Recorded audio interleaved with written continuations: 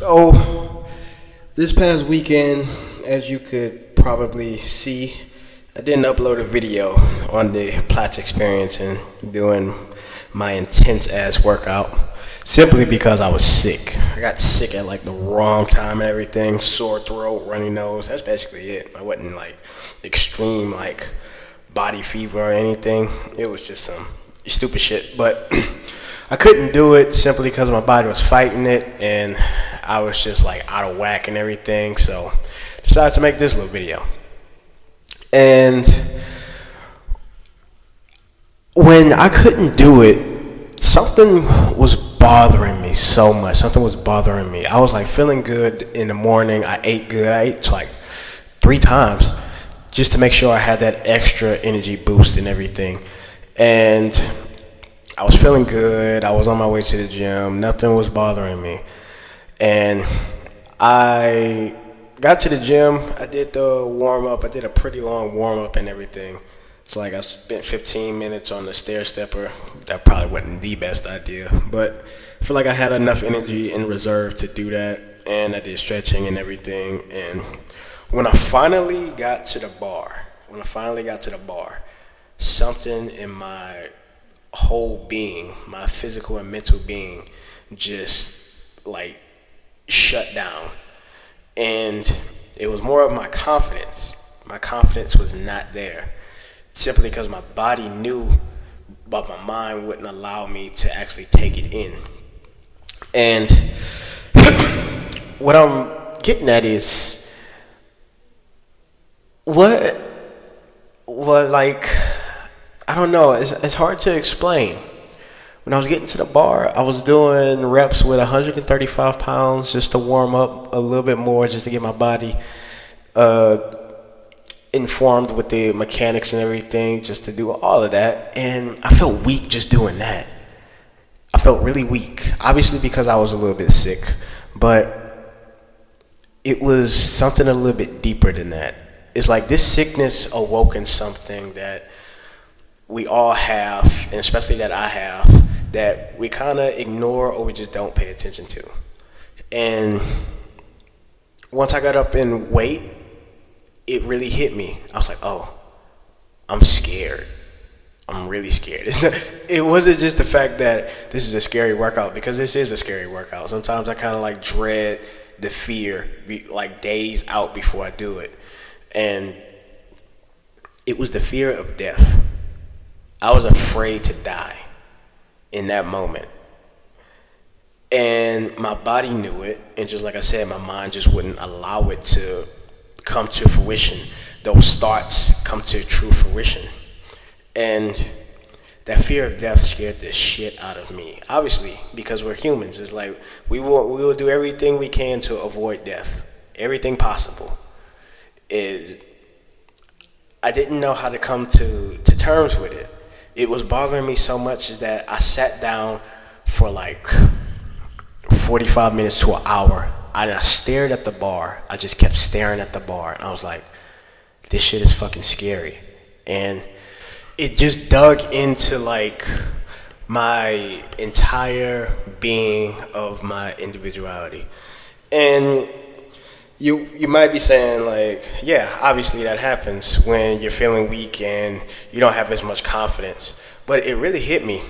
It wasn't just because of the sickness. It was more so because of the fact of doing a workout, or say that you're going for a PR. You as a lifter, you as an individual, a weightlifter, power lifter, bodybuilder, or whatever, going for a PR.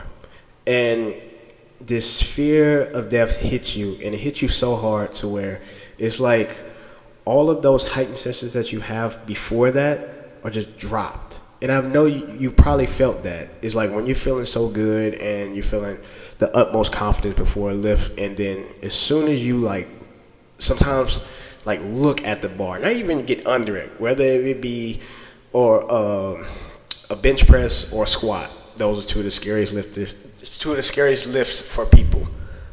When that hits you, it's crazy because you're just like, man, this fucking sucks.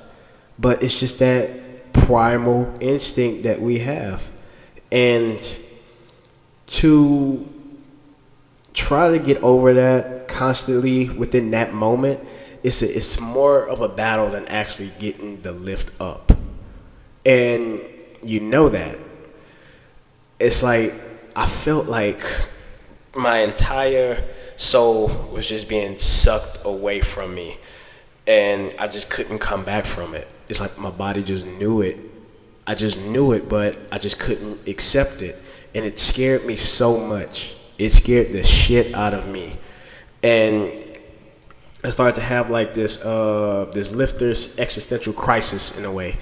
It's like I was battling fear of death, but also the fear of failure. And I couldn't understand the failure part. I just didn't really like take that in. It was more the death part. That failure was like just eating away at me, because this is something I want to do. When you want to do something, if you want to make a big fucking lift or get to a big body goal, it's like you don't want to accept that failure. You don't want to take your time back to just sit back and like, maybe I should rethink this for a minute. Because as soon as you step back for a second, it's like, depending on what type of person you are and how you think, it'll affect you either for the day or just for the hour or just for the whole week. And it like fucks you up. That's if you let it though. And I let that happen to me. After I went home and everything and just sat down, it's like, man, this sucks.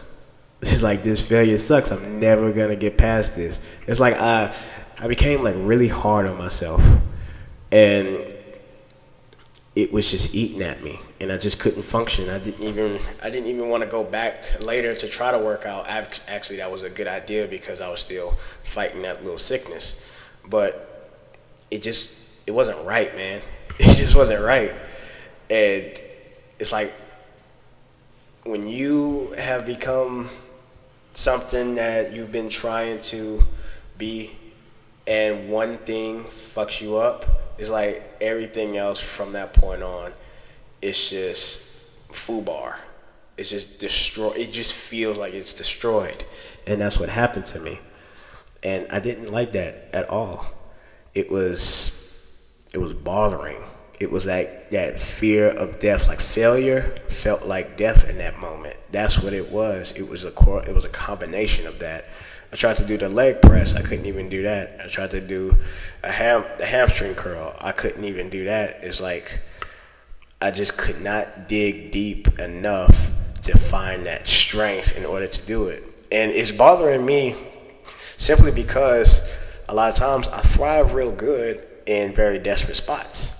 It's like you put somebody into a corner, that's when they really show their true colors. And that's how I was in that moment. That's how I am a lot of times.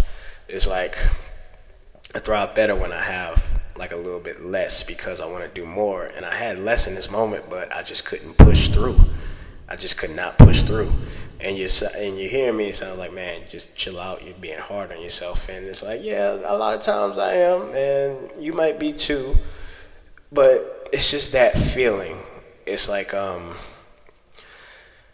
you have to accept that if you do something very intense in this moment, in any moment of a big lift, that you have to accept that you might die. A lot of guys can get over that. A lot of guys can get pushed through that.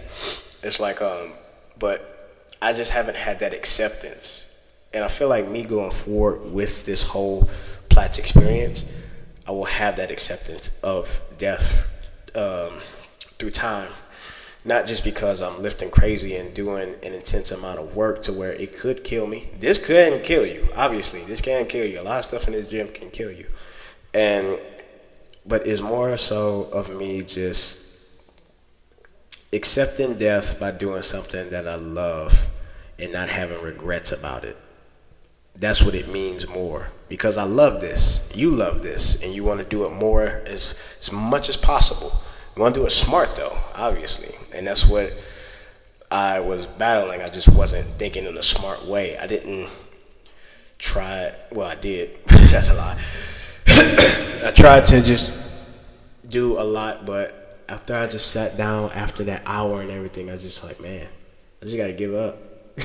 I gotta give up in this moment, not forever, but just giving up in that moment can have impactful benefits on the mind, negatively and positively, but more so positively, because you know you're not gonna give up fully in the long run, but just letting this day slide by and just letting it be as it is and accepting what you are in that moment, that's what helps a lot more. Knowing that you will come back and be even stronger.